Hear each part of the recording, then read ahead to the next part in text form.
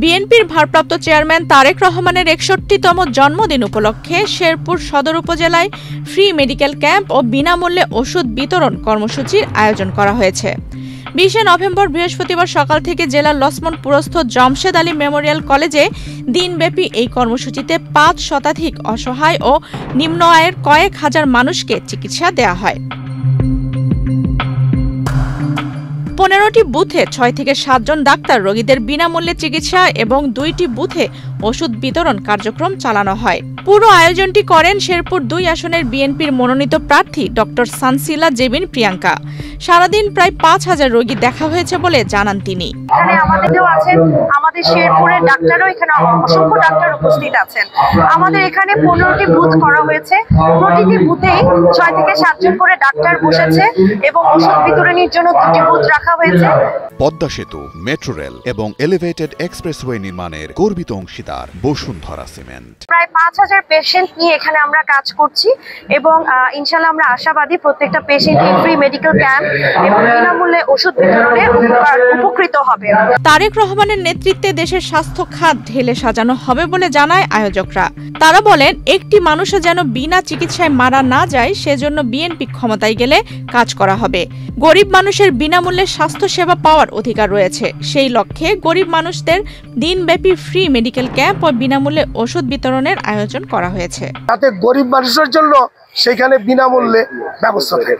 বেসরকারি খাত মানেই কিন্তু পয়সা দিয়ে আপনার স্বাস্থ্য সেবা নেওয়া। আমাদের ব্যবস্থাটা এমন করতে হবে যে ধনী সে পয়সা দিয়ে নিবে, যে গরিব তার জন্য সরকারি কি বেসরকারি সেখানে সে বিনামূল্যে চিকিৎসা পাবে। সেই ব্যবস্থা প্রবর্তন করলেই একটি সুন্দর বাংলাদেশ হবে। সুসংগঠিত গণতান্ত্রিক রাষ্ট্র ব্যবস্থা দরকার। আপনারা জানেন যে দীর্ঘ ১৭ বছর এই সুসংগঠিত গণতান্ত্রিক ব্যবস্থা ছিল না। আমরা অচিরেই আগামী ফেব্রুয়ারির মধ্যে একটা গণতান্ত্রিক রাষ্ট্র পেতে যাচ্ছি। সেই রাষ্ট্রে যদি আমাদের গণতান্ত্রিক দল, বাংলাদেশ জাতীয়তাবাদী দল জনাব তারেক রহমানের নেতৃত্বে সরকার গঠন করে, অবশ্যই আমরা একটা সুসংগঠিত কাঠামোর মাধ্যমে স্বাস্থ্যসেবাকে ঢেলে সাজাবো। উনি যেটা চান, যুক্তরাজ্যের আদলে বাংলাদেশের প্রত্যেকটা মানুষ তার সুচিকিৎসা পায় এবং একটি মানুষও যাতে বিনা চিকিৎসায় বিনা আহারে মারা না যায়। চিকিৎসকরা সাধারণ রোগ, শিশু ও নারীদের স্বাস্থ্য সমস্যা, ডায়াবেটিস, রক্তচাপ ও অন্যান্য প্রয়োজনীয় বিষয়ে রোগীদের বিনামূল্যে পরামর্শ প্রদান করেন। বিনামূল্যে চিকিৎসা সেবা ও ওষুধ নিতে সকাল থেকেই মানুষের ভিড় ছিল। চিকিৎসা নিতে আসা মানুষজনও বেশ খুশি। আমি ডাক্তার দেখাইছি, ওষুধের লাগে অপেক্ষা করতেছি। আমার হাড়ের সমস্যা, বুকের ব্যথা, কোমর ব্যথা, হাড় ছিদ্র হয়েছে। তারেক জিয়ার জন্মদিন, ওষুধ কম ইয়ের আমি আজকে ওষুধ নিতে আইছি, ওষুধ আনতে আইছি। আমি ডাক্তার দেখাবো এর লেগে আমি আইছি। আমরা এখানে আসছি, ডাক্তার সানসিলা জেবিন প্রিয়াঙ্কা আমাদের এখানে ডাকছে, আমাদের ফ্রি মেডিকেল ক্যাম্প বসাইছে আমাদের চিকিৎসা করার জন্য।